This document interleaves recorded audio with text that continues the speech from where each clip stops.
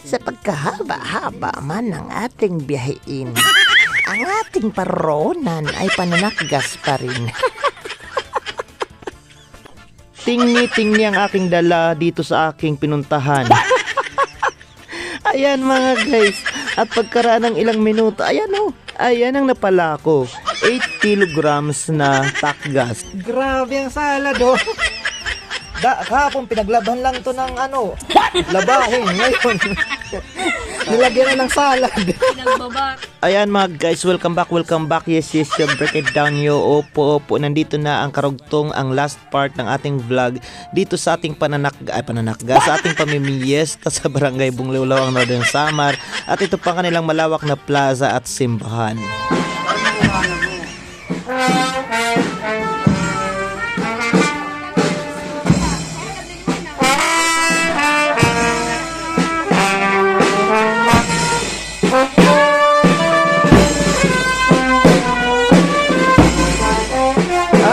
Siyempre mga guys, bago naman tayo manakgas, unahin muna natin na pagsisimba. Yan talaga ang dapat una, ipagpasalamat natin na tayo makakatakgas. Pang isang barangay na salad.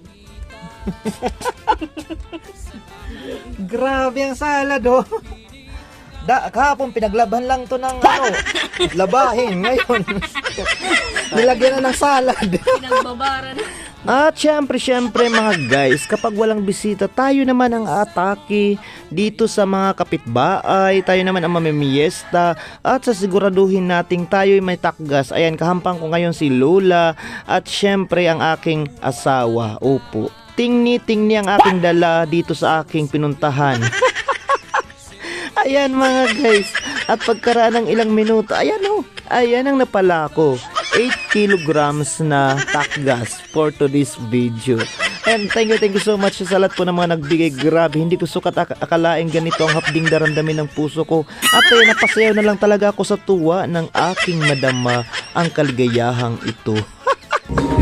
Magtulang-tulangay, magirik-itikay, nga punusin kalipay, sa nanangatan ta mag-ulag, saan nga waray langit kung pa magpapabig, waray magtatagiya kundi aton kasing-kasing. Tsa-tsa, sige sayaw, Barangay Bunglewlaw, sayaw. Opo.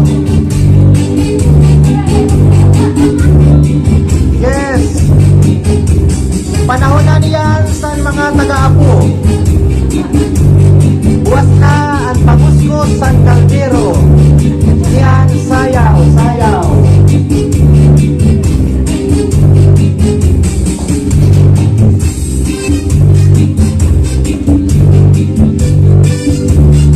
At pagkatapos ng lahat-lahat mga guys, lumabas pa rin tayo. Ayan, dahil nagbabakasakali tayo na baka may mag-ughaw pa rin sa atin dito for today's video.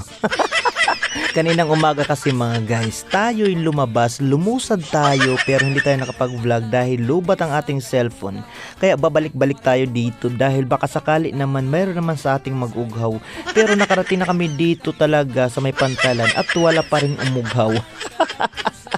Ako na nga lang ang balak mag-ughaw sa aking sarili. Pero ayan mga guys, ang ganda-ganda talaga dito sa Barangay Bunglewlaw. Napakasaya po ng fiesta celebration. At ito yung isa sa pinakamaganda dito sa kanilang barangay dahil talagang masayahin po ang mga tao. At literal namang masayahin talaga basta waray. Ayan, lilipayin, matakgasin at mapatronin. Dagang salamat mga guys sa inyong panonood, sa inyong patuloy na suporta sa inyong nag-iisang maestro waray. Abangan ninyong susunod pang mga kapamimiesta, pananakgas. Opo, yes.